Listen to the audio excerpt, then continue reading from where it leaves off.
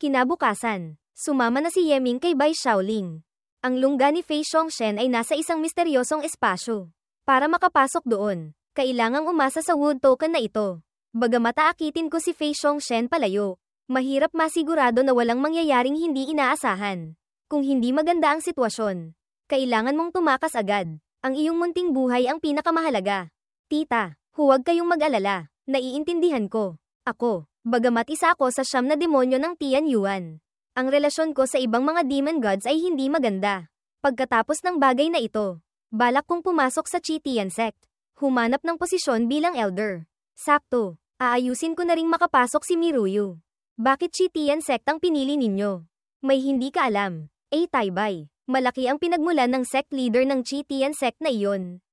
Ang Chi Tian sect ay may mas malaking potensyal kaysa sa 5 dakilang imperyo. Ito ang pinakamagandang pagpipilian. Ang sect leader ng Chi Tian sect. Sino ba talaga siya? Ayon sa sinabi ni Long Waner, ina ni Long Xiaobai, hindi ba't ang pangalan niya ay Shang Wuliang? Bakit Taibay pa ang pangalan?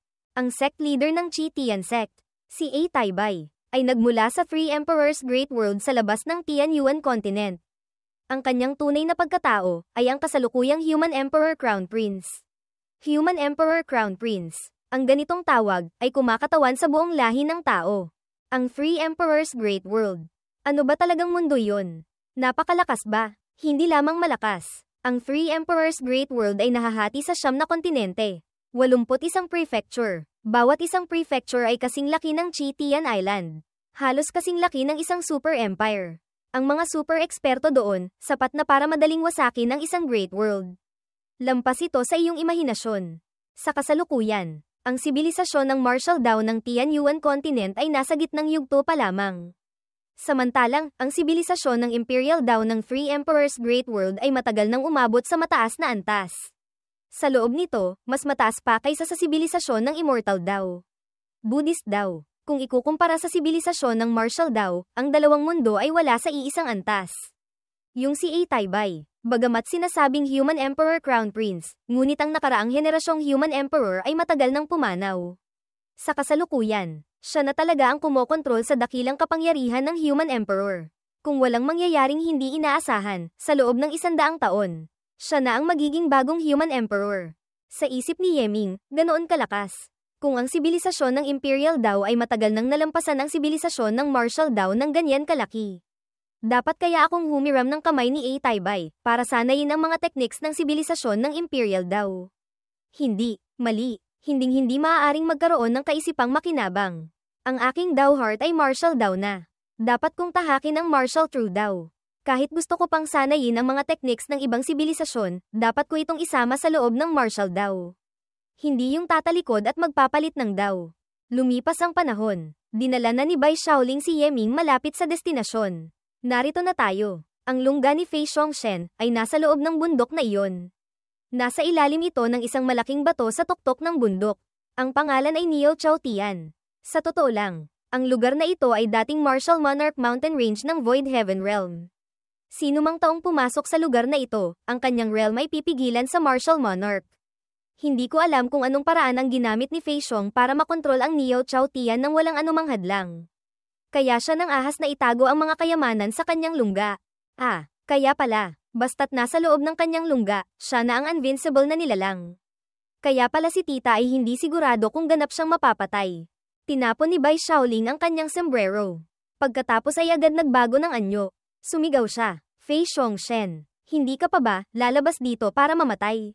Agad siyang lumitaw, ha, magandang babae, matagal na kitang hinihintay. Agad nagpakawala ng isang atake si Bai Shaoling. Gusto mong mamatay? Sumagot din si Fei Xiong ng mga atake. Habang abala silang dalawa sa paglalaban, palihim na pumasok si Yeming sa lungga ni Fei Xiong. Dito na ang lungga ni Fei Xiongchen. Dahan-daang lumapit si Yeming sa harap ng pinto. Sa loob ay isang higanteng puno. Nanay ko po, ito ay isang puno. Bakit ang laki naman ito? Sabi ni Beiming, Master. Ito ang Fusang Tree. Kaya pala tinawag na bird nest, lumalabas na ito pala ang pahingahan ng Golden Crow mula sa mga sinaunang alamat. Sa sinaunang Sukhavati Land, sa lugar kung saan sumisikat ang araw, may 2 Fusang trees na magkapulupot. Sa itaas, ay ang tirahan ng Sun Goddess at ng kanyang anak na si Golden Crow. Hinihila ng Golden Crow ang Karo ng araw. Dinadala ang Sun Goddess sa langit. Mula noon, lumitaw ang tanawin ng umaga sa kalangitan. Hindi kaya, may Golden Crow sa itaas. Imposible. Ang Golden Crow ay isang likas na banal na hayop. Napakayabang. Paanong mamumuhay ito kasama si Fei Xiongxian? Kung gayon, aakyat ako sa puno para tingnan. Sa harap ni Yeming ay lumitaw ang isang array formation. Isang maliit na array, gusto pa akong harangan. Pagkatapos ng isang sigaw, sinuntok ni Yeming at binasag ang array formation nito. Ang pagyanig ay napansin ng mga tao sa ibaba. Wow! Isang lalaki. Tunay ngang isang tao. Maliban kay Lord Fei Xiong, mahigit ilang dekada nang hindi ako nakakakita ng iba. Siya ba ang panauhing inimbitahan ni Lord Fei Xiong? Siguradong siya. Ang gwapo. Kung maaari ko lang siyang pagsilbihan. Ang saya. Napansin ni Yeming ang mga babae sa ibaba na nakatingin sa kanya. Hindi ko inaasahan, nag-aalaga pa pala siya ng ganito karaming magagandang babae. Si Fei Xiongxian, tunay ngang mahilig sa babae. Tingnan mo sila, bawat isa sa kanila ay mapupula ang mga pisngi. Tiyak na inaalagaan sila ng hindi kakaunti. Kalimutan na, wala akong oras para pansinin sila. Lumipad si Yeming pataas, sa lugar kung saan nakatago ang mga kayamanan ni Fei Xiong. Madaling sinira ni Yeming ang panlabas na barrier. Banal na liwanag ang damaloy palabas. Hindi ko alam kung gaano karaming kayamanan ang naipon para magdulot ng ganitong kababalaghan. Buksan para sa akin. Pagkapasok ni Yeming, napasigaw siya. Diyos ko, itong tumpok ng pera, lahat ito ay level 9 talisman money. Itong bundok na ito lamang, sa paunang tansya, hindi bababa sa 50 trilyong martial god coins ang halaga. Huwag nang banggitin pa ang mga martial tools. Hindi bababa sa saint grade ang nasa loob nito. Mayroon pang hindi kakaunting divine artifacts. Kung ibebenta ang halaga nito, ay walang hangganan. Inilabas ni Yeming ang storage ring. Kinuha lahat papasok. Hahaha. Hindi nga may kakaila na isang matandang halimaw na nabuhay ng 10,000 taon sa mundo. Talagang mayaman. Makalipas ang ilang sandali, nalinis na ni Yeming ang kayamanan ni Fei Xiong. Sa itaas, tiyak na mas marami pang kayamanan. At saka, natatakot akong mas mataas pa ang halaga kaysa rito sa layer na ito. Patuloy na lumipad si Yeming. Ginalugad ang ibang mga lugar. Makalipas ang ilang sandali, nakarating si Yeming sa harap ng isang pintuan. Ang ganitong kababalaghan, hindi ko alam kung anong kayamanan pa ang nakatago sa loob. At saka, ang tibay ng istrukturang ito ay malayong malayo kaysa sa dati. Ginamit ni Yeming ang Chi God. Binalot ang kanyang katawan. Gamit ang aking Chi God power, sapat na para masira ito. Nawasak ang pintuan pagkatapos ng isang suntok ni Yeming, agad tumawa si Yeming. Inalis ang Chi God, at pumasok sa loob. Sa harapan, ay isang bundok ng Spirit Stones. Hahaha. Ang mga Spirit Stones na ito, lahat ay level 9. Mayroon pang Spirit Stones na mas mahalaga kaysa level 9. Lahat ay Secret Crystals. Napakaraming dami. Walang hanggang halaga. Walang hanggang halaga ito. Sa isang iglap, nilimas na ni Yeming lahat. Walang itinira kahit kay Titing. Hindi ko alam kung gaano karaming kayamanan ang narito. Kung aakyat pa ako, tiyak na mas marami pang mahahalagang bagay. Samantalahin ang oras. Ipagpatuloy ang pangungulimbat. Sa sandaling ito, biglang yumanig ng malakas ang paligid. Babala ni Beiming, Master. Si Fei Xiongxian iyon, paparating na. Umaakyat siya sa puno. Bilisan mo. Magtago. Utos ni Yeming sa Merit Steel. Bigyan mo ako ng isang invisibility talisman para hindi ako makita ng Divine Spirit. Ibawas mo sa utang. Agad itong idinikit ni Yeming sa kanyang noo. Pagkatapos ay umupo sa isang tabi. Palihim na nagmamasid. Si Fei Xiong ay paakyat ng paakyat sa katawan ng puno. Sabi ni Beiming, Master. Ito ang clone ni Fei Xiongxian. Mukhang kakahiwalay pa lang nito. Kasabay nito, may sugat din siya sa katawan. Malinaw na napakapanganib ng kanyang pagtakas dito. Nagsasakripisyo siya ng buhay para umakyat. Yung nasa ibaba, nasira ko na lahat. Ang mga talisman money at martial tools, kinuha ko ng lahat. Malinaw na, natuklasan na niya. Ngunit, wala siyang pakialam. Ang pinapahalagahan lamang niya ay ang pag-akyat. Malinaw na, sa itaas. Mayroon pang mas mahalagang bagay. Kailangang maunahan ko siya. Mabilis na lumipad si Yeming pataas. Si Fei Xiongxian ay dahan-dahan ding gumagapang paakyat. Ang init. At saka, habang tumataas, lalong umiinit. Kung hindi dahil sa aking Chi God na may fire attribute, sa ganitong init, natatakot akong nasunog na ako hanggang maging abo. Haha, Master, tingnan mo. Ang mga kuko ni Fei Xiongxian at ang balat sa kanyang tiyan, nasunog na at naluto. Kung aakyat pa ng mas mataas, natatakot akong si Master ay magiging lutong karne na. Nakakainis. Saan nagmula ang batang ito? Nang ahas na magnakaw ng kayamanan sa teritoryo ng aking Fei Xiongxian. Napansin ni Yeming na ang talisman sa kanyang dibdib ay nasusunog. Patay na. Hindi ko inaasahan. Ang invisibility talisman ay hindi pala kayang tiisin ang apoy dito. Hindi ko inaasahan, nasunog pa ito. Nakakainis. Batang lintik. Kung ayaw mong mamatay, lumayas ka sa aking Neo Chao Tian agad-agad. Kung hindi, gagawin kitang abo. Sinong tinatakot mo? Hindi ako naniniwala, isang clone na malubhang nasugatan tulad mo, gumagapang, mas mabilis pa kaysa sa akin lumipad. Alis na ako dito. Galit siyang umungal. Gusto mong mamatay. Malakas na itinapak ni Fei Xiong ang paa sa lupa. Pagkatapos ay tumalon para habulin si Yeming. Patay na, Master. Sinusunog niya ang kanyang buhay. Bilisan mo. Habulin mo. Sa huli, ang anyong tao ay hindi kasing bilis lumipad. At saka, ang lugar na ito ay pipigilan ng realm sa Martial Monarch. Kung gagamitin ko ang Chi God, mahihirapang bumilis. Anong gagawin? Kung hindi pwede ang anyong tao, gagamitin ko ang anyong kayang lumipad. Bloodline Seal. Alisin. True Dragon Physique. Bumilis si Yeming sa paglipad. Ang taong ito, isa siyang batang True Dragon. Patay na. Hindi ko na mahahabol. Si Yeming, sa sandaling ito, ay lumapag sa ibaba, agad bumalik sa anyong tao. Ang init. Pagkapasok ko pa lang dito, parang nasusunog ang balat ko. Ang dugo sa aking katawan, parang malapit ng sumengga. Sabi ni Beiming, Master. Ang apoy dito ay sobrang init. Mas mabuting huwag nang pumasok pa. Nakarating na ako sa hakbang na ito. Paanong papayag akong bumalik nang walang dala?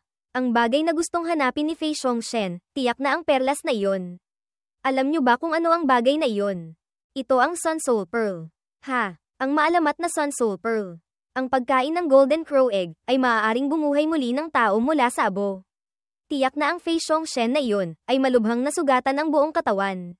Gusto niyang gamitin ito para pagalingin ang kanyang mga sugat. Kung gayon, mas lalong hindi ko ito maaaring ibigay sa kanya. Nakahabol na rin si Fei Xiongxian.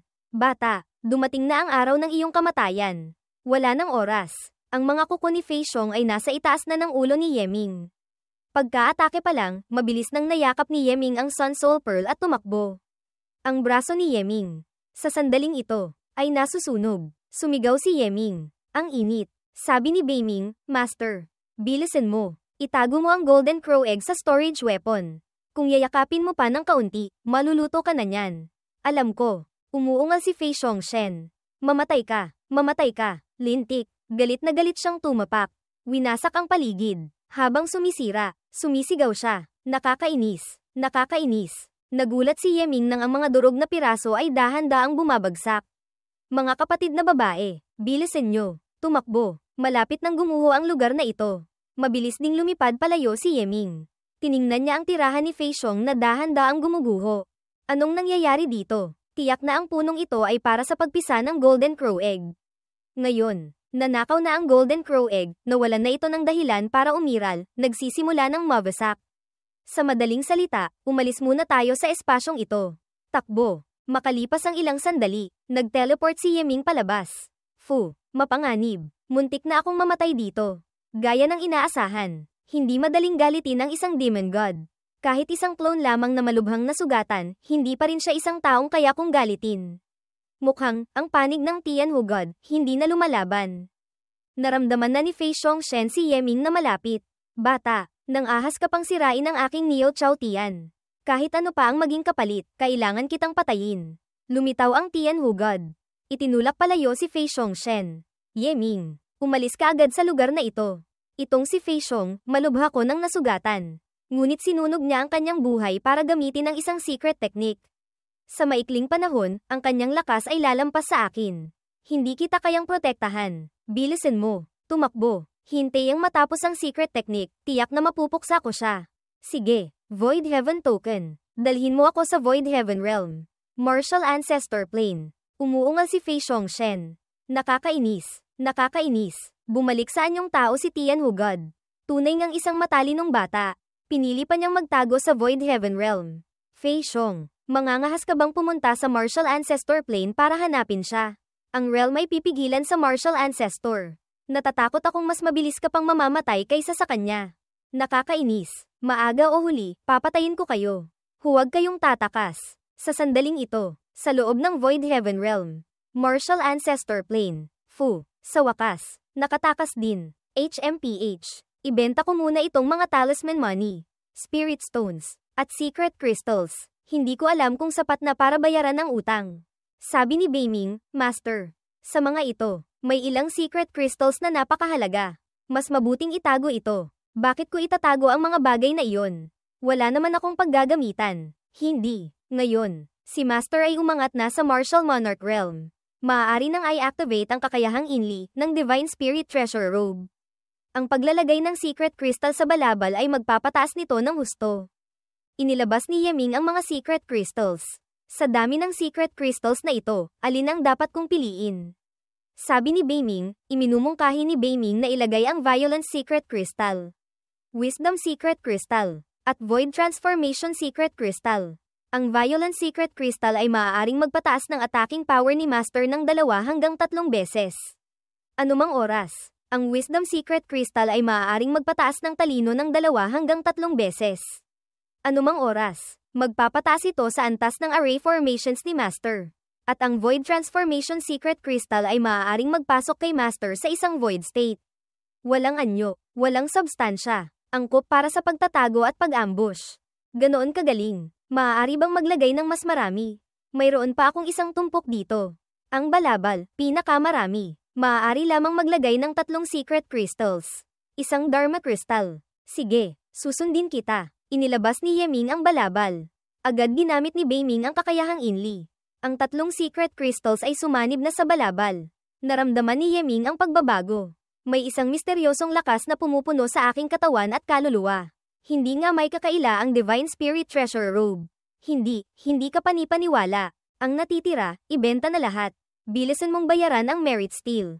Master, nabayaran na lahat. Bakit, may kulang pang 2 trilyong Martial God Coins. Talagang napakamahal ng Tian Yuan Pearl. Ganyan karaming secret crystals, hindi man lang makapantay sa isang Tian Yuan Pearl. Ibenta mo na rin itong Golden Crow Egg sa Merit Steel. Master, ang pagbebenta ng Golden Crow Egg na ito, masyadong sayang. Baka, pansamantala muna nating itago. Baka sakaling magamit ito sa hinaharap. Sige, sa huli. Ngayon, ang Hao Tian Sect ay kumikita na rin para sa akin. Tiyak na ang pagbabayad sa natitirang bahagi ay hindi magiging mahirap. Trial Taker Yeming, nais mo bang sumali sa pagsubok? Ang will ng wasak na Heavenly Court, mayroon pang hindi natapos na bagay. Pansamantala, hindi muna ako sasali sa pagsubok. Ang pagsubok ay nahahati sa 5 yugto, Martial Ancestor, Martial Monarch, Martial Venerable, Martial Saint, Martial God. Ngayon, pumasok ka sa Martial Monarch Realm. Nasayang na ang isang yugto. Kaya, nagpasya akong pilit kang ipasok sa yugto ng pagsubok para sa Martial Monarch. Ano? Pilit akong ipapasok. Hindi kaya, kailangan kong maging Martial God bago ako makabalik. Ang 5 yugto ay isinasagawa ng magkakahiwalay. Pagkatapos ng pagsubok para sa Martial Monarch, maaari kang bumalik, hintayang maging Martial Venerable, saka kasasali sa 2 yugto. Sa loob ng Trial Land, makakaharap mo ang mga henyo mula sa maraming sibilisasyon ng lahi ng tao. Maaaring nagmula sila sa mga mataas na antas na sibilisasyon, o maaari ring mula sa mga mababang antas na sibilisasyon. Ngunit walang eksepsyon, lahat sila, tulad mo, ay ang pinakamataas na henyo ng kani-kanilang sibilisasyon. Makipagkompetensya ng matindi sa kanila. Ang patuloy na mabuhay ay makakamit ang walang kapantay na pagkakataon. Sinasabi mong, ito ay ang yugto ng pagsubok para sa Martial Monarch Realm. Ang Martial Monarch Realm, hindi ba't natatangi lamang sa sibilisasyon ng Martial daw? Bagamat ang mga taong hindi mula sa iisang sibilisasyon ay may iba't ibang paraan ng cultivation, ngunit lahat sila ay nagpapataas ng antas ng kaluluwa. Ang yugtong ito, sa sibilisasyon ng Martial daw ay ang Martial Monarch na bumubuo ng Martial Soul. Sa sibilisasyon ng Buddhist daw ay ang Arhat na bumubuo ng Buddha Soul. Sa sibilisasyon ng Immortal daw ay ang Earth Immortal na bumubuo ng Divine Embryo. Lumalabas na bawat sibilisasyon ay may yugto ng soul refinement. Ang mga yaman sa Trial Land ay mahalaga. Limitado ang dami. Para makakuha ng pakinabang, kailangan ninyong magpatayan sa isa't isa. Hanggang sa mapili ang grupo ng pinakamalalakas. Ang mga trial takers mula sa Tian Yuan Continent, ako lamang mag-isa. Noong una, ikaw lamang. Ngunit ilang buwan na ang nakalipas, may 2 pang umabot sa kondisyon. Nagmula sila sa Origin Divine Sea at Chi Tian Sect. Nauna na sila sa iyo ng isang hakbang sa trial land. Lumalabas na may tao pa pala mula sa Chitian sect. Talagang minamaliit ko ang mga tao sa mundo. Sa parehong realm, hindi ako tiyak na ako ang pinakamalakas. Ang pagsubok na ito, may kabuuang 257 katao. Mula sa 49 na malalaki at maliliit na sibilisasyon. Umaasa akong makakaligtas ka. Si Yeming ay pilit na dinala palayo. Lumipat ang eksena sa loob ng Secret Realm Trial Land, dahan-daang lumapag si Yeming malapit sa isang lawa. Agad ginamit ni Yeming ang Void Transformation Secret Crystal. Itinago ang kanyang katawan. Kung sila ay mga sukdulang henyo ng iba't ibang sibilisasyon, baka sakaling mayroon pa silang ilang mga nakakagimbal na pamamaraan. Kung iisipin ang kaligtasan, mas mabuting mag-ingat ng kaunti. Ang lugar na ito, nagbibigay sa akin ng pakiramdam na hindi tulad ng Inheritance Land, hindi rin tulad ng munting mundo sa kayamanan. Siyempre, dahil ang lugar na ito, ay isang ganap na kumpletong Great World. Kung pag-uusapan ang lawak, hindi ito natatalo sa Tianyuan Continent. Ang mundong ito ay puno ng sinaunang hangin. Ito ay isang mundong katumbas ng sinaunang panahon. Gaya ng aking hula, tiyak na ito ang sinaunang Great World ng lahi ng tao. Kung gayon, bakit mga hayop lamang ang nakikita ko at walang mga tao? Tiyak na mayroon dati, ngunit hindi ko alam kung bakit sila umalis lahat. Tama ka, tingnan mo ang mga bakas ng mga batas ng langit at lupa rito, tiyak na dating may hindi mabilang na mga taong isinilang. Marahil, kusa silang umalis. Ngunit ang lugar para sa lahi ng tao na gawing trial land, ganito kalaking mundo, ang paghahanap sa ibang mga trial takers ay napakahirap. At masyadong nakakapagod. Kailangan ko ng sarili kong mga mata at tainga. Pinakamaganda, ay tulad ng dati sa Two Forms Heaven, makahanap ng lungga ng mga demonic insects. Gamitin ito bilang mga mata at tainga. 3 araw ang lumipas. Ang bilis ng mga ibon na ito. Lumilipad sila ng kawan-kawan. Pagkatapos obserbahan ng ilang araw, natuklasan kong nag-uusap sila gamit ang wika ng mga ibon. At saka, susunod sila sa utos ng Bird King. Isang hindi masamang pagpipilian. Basta't makontrol ko ang Bird King, makokontrol ko na ang lahat ng uri ng ibon. Tinutok ni Yeming ang namungunang ibon. Isang array formation ang lumitaw mismo sa harapan nito. Hindi ito nakailag. Dumiretso ito sa pagbangga. Umalingaw-ngaw ang isang malakas na tunog. Ang ibon ay nahuhulog pababa. Ang tigas ng balahibo, parang isang mahalagang espada. Walang hiya, bitawan mo ako. Nangangahas kang maging walang galang sa haring ito. Bird King, huwag kang matakot. Gusto ko lamang humingi ng tulong sa iyo.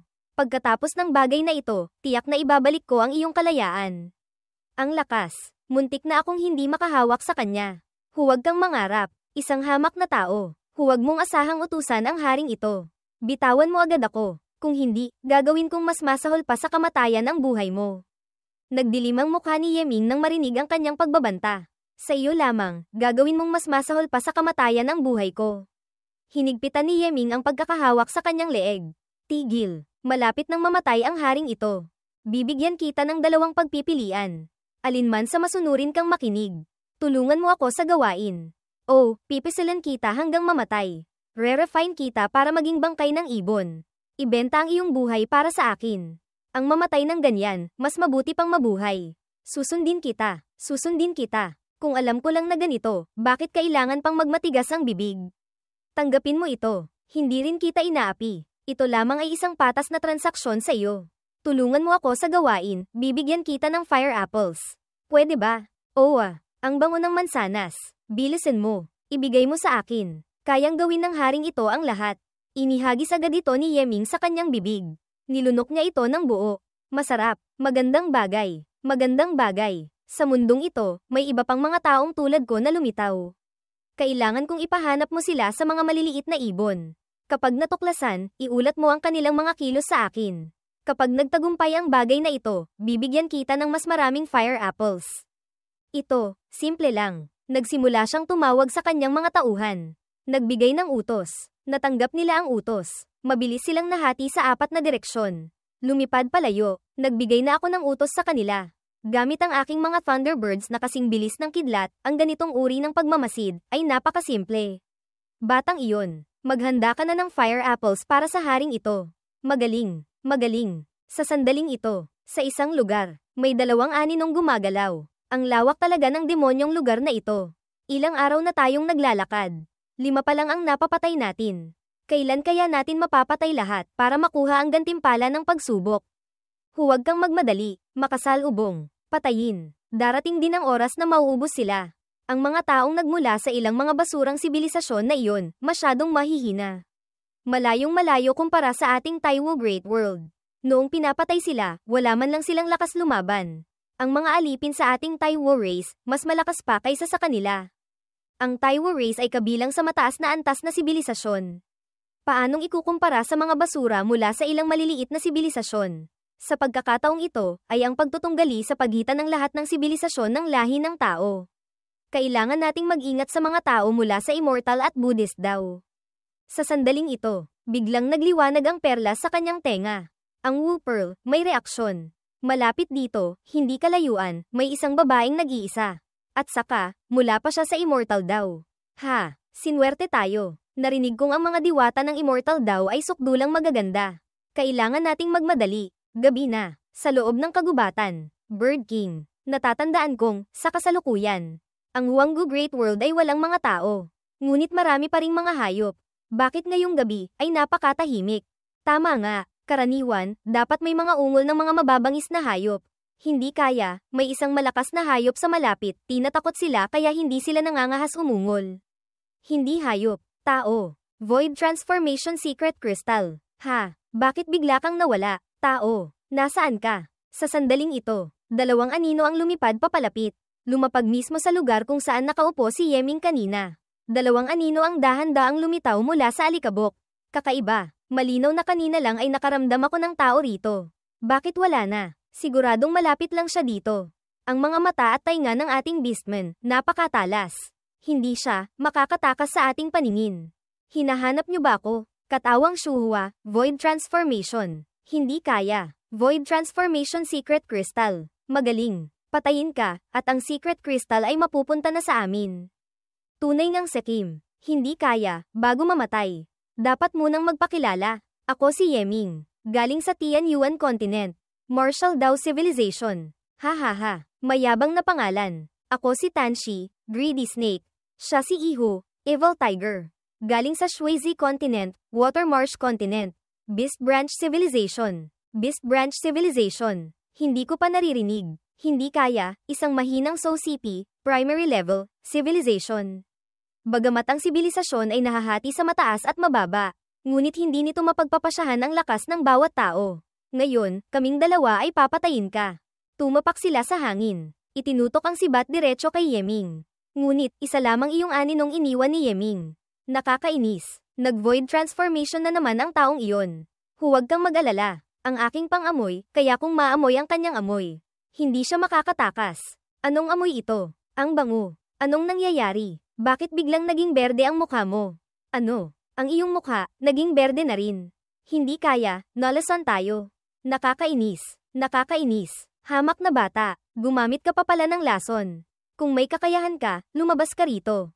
Lumaban tayo. Makalipas ang ilang sandali, ang dalawang iyon ay naging isang lawa ng berdeng likido sa lupa. Gumamit lamang ng kaunting pandaraya para madaling malutas. Tunay ngang mga hanggal. Mukhang, ang pinakamahusay na henyo ng primary level civilization, ang lakas ay katumbas lamang ng Holy Land Holy Son, sa huli. Ang Martial Dao Civilization ay isang mid-level civilization. Malayong-malayo kumpara sa primary level civilization. Sa parehong realm, ang mga martial artists ng Tianyuan Continent ay mas malakas ng malaki kumpara sa mga tao ng primary level civilization. Sabi ni Beiming, pinakamabuting mag-ingat si Master. Kung makaharap ng high-level civilization, hindi na magiging kasing dali harapin tulad nito. Hindi ko inaasahan, ganito pala kalaki ang agwat sa pagitan ng mga sibilisasyon. Para masigurado ang kaligtasan, mas mabuting mag-set up ako ng ilang array formations. Lumipas ang panahon. Kinabukasan ng umaga. Tao. Sa hilagang silangan. 8,000 pakpak, wings unit of distance, ang layo. May dalawang lalaking tao, na humahabol sa isang babaeng tao. Papunta sila sa ating direksyon. Hayaan silang pumunta. Matagal na akong naghanda ng mga bagay, na hindi inaasahan. Sa sandaling ito, isang kulay abong usok ang bumabalot sa lugar kung saan nakaupo si Yeming. Hindi kalayuan, walang tigil na tunog ang maririnig.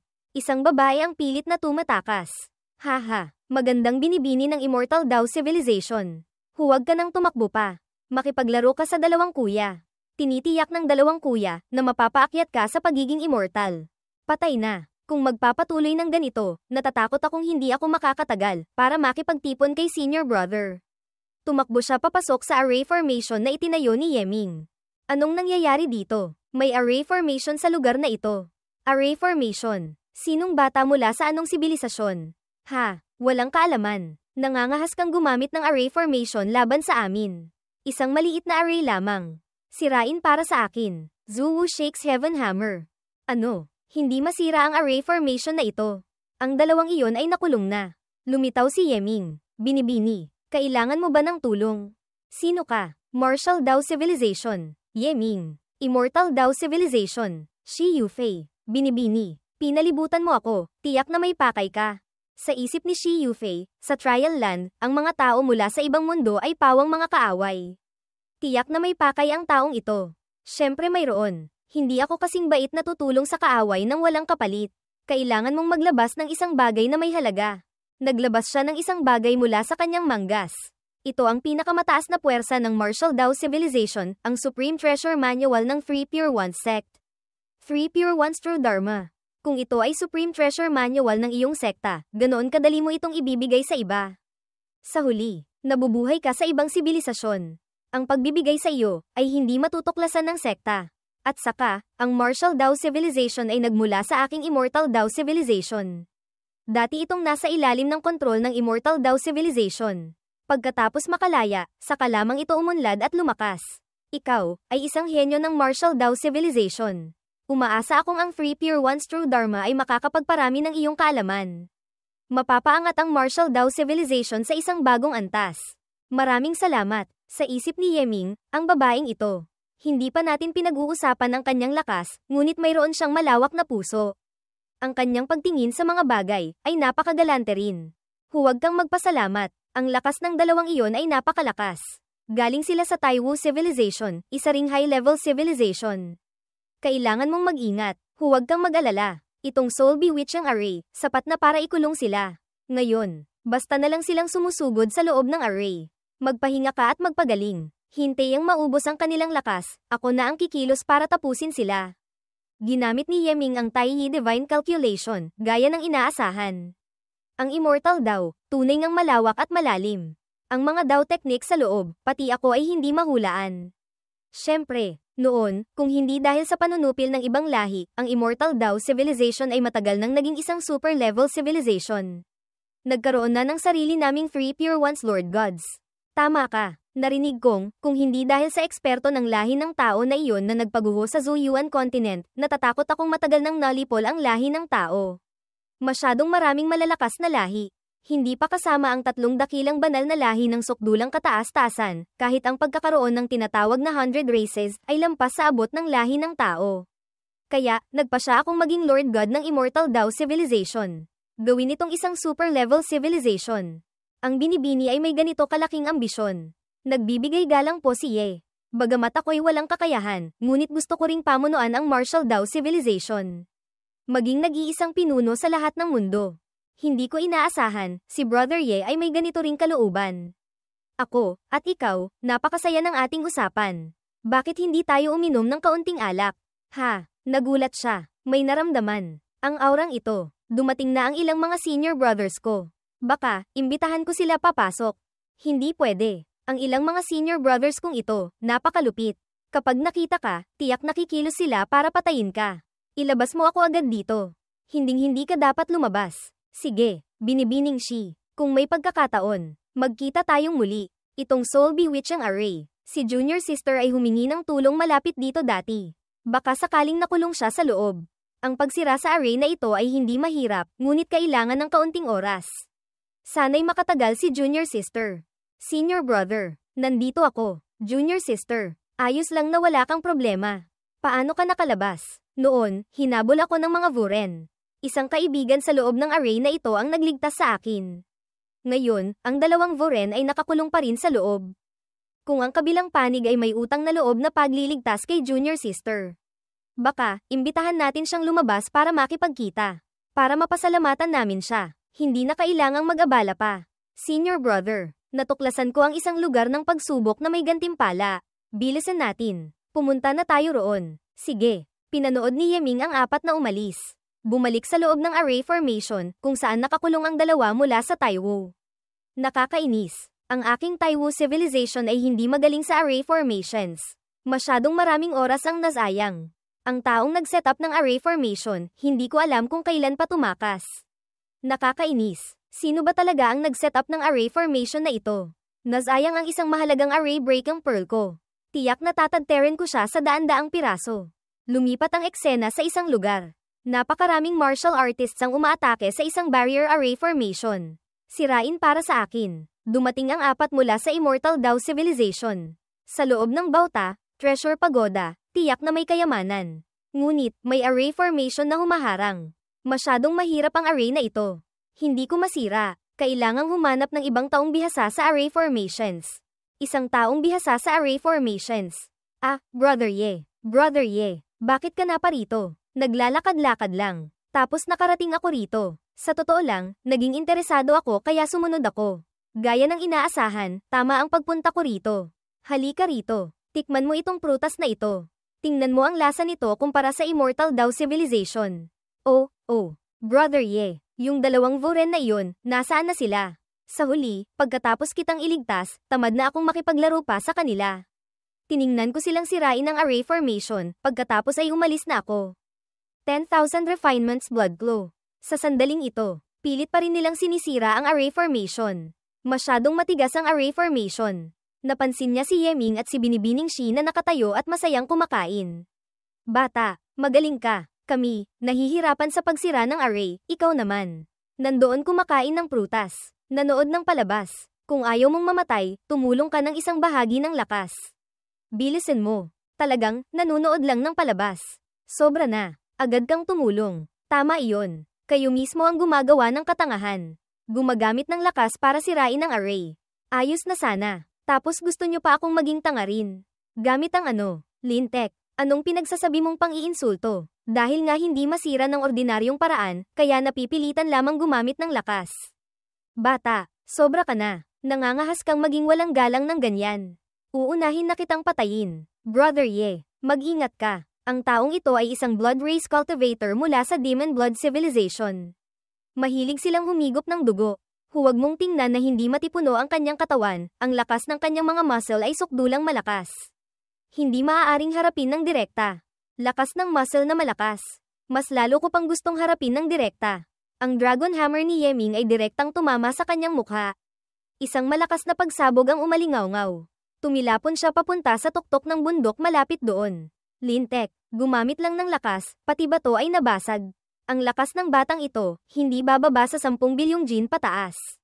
Kung gayon, ang Blood Race Cultivator, kaya pa ring harapin siya sandali. Ang lakas, natatakot akong hindi bababa sa 8 bilyong jin. Hindi ko kalaban ang taong ito. Mas mabuting lumayo na lang ako sa kanya. Tinamaan ng isang buong lakas kong martilyo, tapos hindi namatay. Katunayan, nakatakas pa. Gamit ang lakas pagkatapos kong mag-breakthrough sa Martial Monarch Realm ngayon, dagdag pa ang Violent Secret Crystal, dapat mahigit 13 bilyong jin na. Ngunit nagawa niyang harangin ito gamit ang kanyang katawan. Ang Demon Blood Civilization, gaya ng inaasahan. Hindi simple. Ang batang ito, napakalakas. Mahirap laruin. Maaaring galing siya sa mid-level civilization. O kahit high-level civilization. Kailangang mag-ingat sa pakikitungo. Brother Ye, ayos ka lang ba? Ayos lang ako. Junior sister. Senior brother. Sino siya? Kanina. Abala sa pagsira ng array, hindi ko napansin kung paano ka napunta kasama niya. Sa trial land, hindi maaaring basta-basta magtiwala kan inuman. Kumain ka ng prutas niya, baka, nilagyan niya ng lason sa loob. HMPH. HMPH. Ang isip ng isang hamak na tao, ay magkakaroon lamang ng mga iniisip ng isang hamak na tao. Ako. Isang martial artist, gumagawa ng marangal. Paanong magiging katulad ko ang mga hamak na tulad ninyo? Huaduyaw. Agad niyang ginamit ang kanyang sandata para atakihin si Yeming. Hibla ng sinulid. Hindi tama. Ito ay liwanag ng espada. Nagawa niyang pagsamahin ang liwanag ng espada para maging sinulid. Tumalon si Yeming. Nakaiwas sa mga atake ng espada nito. Sa kabaligtaran, may kaunting interesanteng pamamaraan. Zuantian White Emperor Sword. Pagkatapos sirain ang kanyang sinulid na espada, agad ginamit ni Yeming ang Invisible Sword. Sa isang iglap, napalibutan na ng Invisible Sword ang kanyang katawan. Ano itong espada? Walang anyo, walang anino. Brother Ye, maawa ka sa espada. Hinigpitan ni Yeming ang kanyang kamao. Nagsimula na ring humiwa ang invisible sword sa kanyang katawan. Sa sandaling ito, ganap na siyang nahubaran. Ang kanyang mga damit ay pinutol lahat. Junior brother, damit. Kung hindi dahil sa pakiusap ni Binibining Shi, ang Naduraj, hindi ang mga damit. Yung batang iyon, ano ba talaga ang kanyang pinagmulan? Isang atake lang. Naitaboy ang henyo ng Demon Blood Civilization. Hindi pa kasama iyon, ginamit pa ang sword skill para paglaruan ang tao mula sa Immortal Dao Civilization. Napakalakas. Gamit ang direktang atake para makuha ang atensyon, kasabay nito. Kinokontrol ang isang lumilipad na espada na walang anyo at anino para umatake ng patago. Ang taong ito, mayaman ang karanasan sa laban. Isang kalabang mahirap harapin. Senior brother, ininsulto ng ganito. Paanong madaling palalampasin? Bilisin mo. Patayin mo siya. Free Pure One Secret Incantation. Yu Fei. Ang batang ito, masyadong mayabang. Nang ahas pang paglaruan ang disipulo ng aking Free Pure One sect. Tayo, magsanib puwersa tayo para puksain siya. Senior brother, sandali. Kung hindi dahil sa kanyang pagtitimpi, si Senior Brother Wen ay isa ng bangkay. At saka, may utang na loob akong pagliligtas sa kanya. Sana po'y tumigil na kayo. Senior Brother, Binibining Shi, hindi na kailangang maraming salita. Ang pagkakataong ito na mahirap makuha, hayaan ninyong matikman ko ang mga pamamaraan ng Free Pure One sect. Free Pure One's True Dharma. Demon Severing Slash. Ang dalawang iyon ay pinagsama ang pagpapakawala ng Sword Chi. Agad ding ginamit ni Yeming ang Emperor Sword Blazing Sword. Isang hibla ng nagliliyab na Sword Chi ang lumipad. Sa sandaling ito, may isang aklat na hamarang sa dalawang Sword Chi ng magkabilang panig. Nagulat sina Yeming at ang dalawa pa. Sino iyon? Dahan-daang lumiit ang aklat. Isang tawa ang umalingaw-ngaw. Ha. Ang paggamit ng marami laban sa kaunti, tunay ngang hindi patas. Maaari bang isama niyo ako? Sino ka? Ako, apelyido ko'y Meng. Isang salita lamang ang pangalan. Shu, galing sa Confucian Civilization ng Shushan Continent. Ano? Confucian Civilization. Kapatid na ito. Ako po ay magalang. Ako si Yeming. Galing sa Martial Dao Civilization ng Tianyuan Continent. Martial Dao Civilization. Isang napakasinaunang sibilisasyon. Gamit ang martial arts para pumasok sa Dao. Gamit ang martial arts para itatag ang mundo. Baka sakaling ilang taon pa, ito ay magiging isang malakas na nilalang tulad ng Buddhist Dao. Immortal Dao. Ito lamang, medyo nakakapanghinayang. Ang Martial Dao Civilization, sa huli. Isa lamang mid-level civilization. Marahil ay makakaapekto ito sa iyong cultivation sa hinaharap. Makaapekto sa cultivation. Paanong sinabi mo yan? Mamaya na natin pag-usapan. Unahin muna nating lutasin ang bagay sa harapan. Bagamat 3 laban sa 2, ngunit ang mga cultivators ng Confucianism ay hindi rin madaling kalabanin. Sa huli, ang Confucian Civilization ay, sa mga sibilisasyon ng lahi ng tao sa kasalukuyan, ang nag-iisang mayroong Lord God. At ang nilalang na pinakamalapit sa super-level civilization. Kung ikukumpara, ang Buddhist Dao, Immortal Dao, parehong kailangang magbigay daan ng kalahati. Ang sibilisasyong may Lord God, ay sukdulang nakakatakot. Bawat isang cultivator ay maaaring makipag-usap sa Lord God. Humiram ng lakas ng Lord God para kumilos. Ang lakas ay hindi masukat. Hindi maaaring basta-basta kalabanin. HMPH, Junior Sister, aalis na tayo. Opo, Yeming. Paumanhin. Huwag mong pansinin. Sa loob ng trial land, ikaw, lahat ay kaaway. Ang hindi mo pagkilos laban sa akin, ako ay lubos ng nasisiyahan. Pinanood ni Yeming siyang umalis. Hehe. Brother Ye, mukhang hindi na matutuloy ang labang ito. Ang isang Ginoo ay gumagamit ng bibig, hindi ng kamay. Ang hindi lumaban ang pinakamaganda. Sa iyong katawan, may prutas pa ba? Kanina, tiningnan ko ng kalahating araw. Matagal ng gutom. Prutas. Wala na. Masarap na alak, masarap na karne, mayroon. Sa huli, gamit ang lakas ng muscle nila, hindi nila masisira ang array formation ng Treasure Pagoda. Hindi rin tayo nagmamadali. Kumain muna tayo habang nanunood. Si Junior Brother, hindi simple tulad ng kanyang itsura.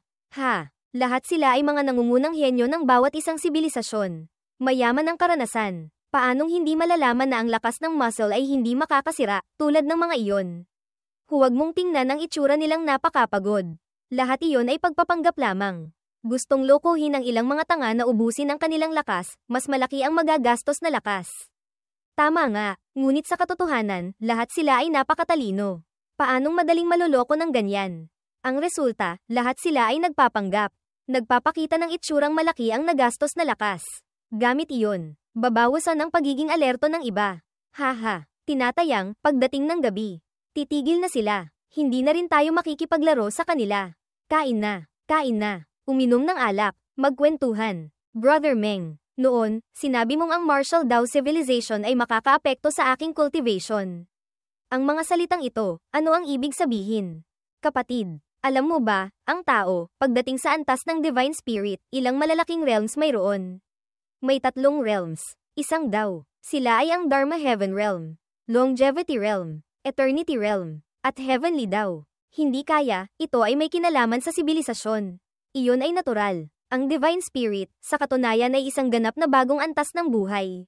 Bawat isang lahi, hindi limitado sa tao, o demonyo, multo, halimaw, ibon sa langit, isda sa tubig, anuman ang potensyal, sa huli. Tatahakin din nila ang daang ito. Pagkatapos maabot ang Eternity Realm sa 3 realms, ang cultivator ay magiging isa kasama ang sibilisasyong kanyang pinagmulan. Maging Lord God ng isang rehiyon. Lumalabas na ang Lord God ay nasa Eternity Realm. Brother Meng, ang ibig mong sabihin, ang martial Dao civilization, masyadong mababa ang antas, kaya ako, halos walang posibilidad na maging Lord God. Maaaring sabihin na ganoon. Pagdating sa Eternity Realm, hindi na ito cultivation ng tao. Ang isang Eternity Realm expert ay ibang sibilisasyon. Ang lahat ng pag-aari ng sibilisasyong iyon ay malakas. At habang mas malakas ang Eternity Realm expert, mas maningning ang sibilisasyong pag-aari niya. Ang dalawang larangan ay umaasa sa isa't isa. Magkasamang nabubuhay. Ibig sabihin din ba noon, wala akong pagkakataong maging isang Eternity Realm expert? Hindi naman sa hindi pwede. Alam mo ba, ang martial Dao civilization ay magbe-breakthrough para maging isang super level civilization. Ito lamang, ang tsansa ay napakababa. At, gamit ang iyong laban sa langit na potensyal, pamunuan ang martial Dao civilization, maaaring magtagumpay. Talikuran ang kasalukuyang daan ng cultivation, maging Lord God. Ang 2 daang ito, parehong napakaraming paghihirap. Noon, ang eksperto ng lahi ng tao, ay dahil sa sarili niyang paglikha ng isang Tongtian Great Dao, muntik nang dalhin ang lahi ng tao sa maningning na panahon. Sayang, siya. Para iligtas ang lahi ng tao, ginamit ang buhay bilang kapalit. Itinatag ang Zuyuan Continent. Hanggang ngayon, nailigtas ang lahi ng tao, ngunit nawalan din ng pagkakataong pumasok sa super level civilization. Sa alamat, ang Confucian Civilization, hindi ba't mayroon lamang iisang Lord God? Ang bagay na ito, sinabi sa akin ng Invisible Sword. Ang Confucian Civilization, hindi isang super level civilization. Ang Lord God, ay kasama ng sibilisasyon sa pagsilang. Ang Confucian Civilization, kahit may Lord God, ngunit masyadong mahina ang sibilisasyon kaya nahuhuli. Kaya naman, ang lakas ng Confucian Lord God, ay habang buhay na hindi makakapantay sa ibang Lord Gods ng sibilisasyon. Maaari lamang siyang magprotekta sa sarili. Baka sakaling, yung Confucian Lord God na iyon, ay mabilis na maaalis mula sa Tongtian Road. Kung ang lahi ng tao ay makakapanganak ng isang bayani, pag-isahin ang lahi ng tao, sabay-sabay na bumangon, magdulot ng 100 schools contention. Maaaring magkaroon ng isang sinag ng pag-asa. 100 schools contention. Brother Meng, ang sitwasyong ito, dati na bang nangyari? Siyempre mayroon. Noon, yung eksperto ng lahi ng tao, ay nagkaisa sa lahi ng tao. Sa ilalim ng kanyang pamamahala, hindi mabilang na sibilisasyon ng lahi ng tao ang isinilang. Ang mga sibilisasyon ay naglalabanan. Ang talino ay nagpapalitan. Nagdulot ito sa mga sibilisasyon na walang tigil na umunlad ng mabilis. Katunayan, mayroon pang tendensya na magsama-sama. Ang Confucian Civilization ay lumitaw din ng Lord God sa panahong iyon. Noong panahong iyon, Confucianism, Immortal Dao, Buddhist Dao, Shaman Dao, Demon Dao, Ghost Dao, bawat isang sibilisasyon ay may isang pinuno. Walang kapantay na henyo. Dapat sana, maaari silang magpatuloy na umangat para maging tunay na Lord Gods. Sayang, nagkawatak-watak ang kontinente. Ang lahi ng tao ay nahati sa 5 at 7. Sa pagitan ng mga sibilisasyon, halos wala ng komunikasyon. Hindi mabilang na sibilisasyon ng lahi ng tao ang nagkabit-kabit, umunlad at naging isang maunlad na panahon. Kung naipanganak sana ako sa panahong iyon, napakabuti sana. Sa totoo lang, itong Trial Land, maituturing ding isang uri ng sibilisasyon. Ito lamang, ang pamamaraan ay medyo sukdulen. Sino ang lumikha ng Trial Land? Heavenly Court Will. Ito ay isang grupo ng mga matatandang konserbatibo ang lumikha. Sila ay masyado ng matanda. Umiiral na sila mula pa sa Zuyuan Continent. Naramdaman ng mga matatandang iyon ang panganib. Umaasang sa pamamagitan ng paraang ito, makahanap ng henyo para hubugin. Sa madaling salita, ang Creation Land ay may isang kayamanang isinilang sa mundo. Ang mga eksperto ng iba't ibang sibilisasyon ay lahat patungo rito. Ang ginagawa ng mga matatandang iyon ay para lamang maghubog ng mga talento para tulungan silang agawin ng Creation Treasure. Creation Treasure. Ang Creation Treasure ay ang pinakamalakas na banal na sandata sa mundo. Ang pinakamalakas na eksperto ng lahi ng tao noon ay gumamit din ng Creation Treasure para buksan ang Heavenly Tomb. Ikaw, huwag ka nang masyadong mag-isip. Ang pag-agaw sa Creation Treasure ay bagay pa ng 10,000 taon sa hinaharap. Malayo pa sa atin. Sa kasalukuyan, mas mabuting makuha muna ang gantimpala ng pagsubok. Brother Meng, alam mo ba kung ano ang gantimpala ng pagsubok? Ito ay ang Heavenly Dragon Buddha Pill. Ni-refine mula sa Heavenly Dragon Soul. 3 panahong Buddha ang nagbigay ng basbas. Hindi maliit na bagay. Gamit ang pill na ito, ang lakas ng Divine Spirit Soul ay lalago ng husto. Magandang bagay iyan. Sayang, bagay ito ng Buddhist Dao Civilization. Karaniwan, tumatanggap lamang ng mga taong may kaugnayan sa Buddha o mga disipulo ng Buddhist Dao. Sa iyong katawan, wala ni kalahating bahid ng Buddhist Chi. Kung gayon, kalimutan mo na. May kaugnayan sa Buddha. Lumipas ang panahon, may isang taong sumigaw. Sino sa inyo ang bihasa sa array formations? Sa wakas ay natapos na sila. Brother Meng, bihasa ako sa array formations. Tingnan mo, dapat ba akong magsalita ng isang beses? Ito ay isang pagkakataon, ito rin ay isang panganib. Dapat mong pag-isipang mabuti. Hindi mo kailangang tanungin ako. Itinaas pa rin ni Yeming ang kamay at sumigaw. Lahat ng tingin ay napunta kay Yeming. Sa mga taong ito, may ilang mga aura na sukdulang mabangis. Kailangan kong mag-ingat. May isang taong lumapag agad sa harap ni Yeming. Bata, pumunta ka at sirain ang array formation ng Treasure Pagoda. Ito ay isang utos. Brother Meng, siya, nang ahas pang magbigay ng utos. Isa ba siyang importanteng tao? Siguro, importante nga. Bata, huwag kang maglaro ng apoy. Sakto, inilabas agad ni Yeming ang Dragon Hammer bilang sagot. Isang malakas na pagsabog ang umalingaw-ngaw. Ang lupa at bato ay tumalsik kung saan-saan. Sige. Hindi ko inaasahan, ang lakas ng tao, ay umabot na sa ganito katindi.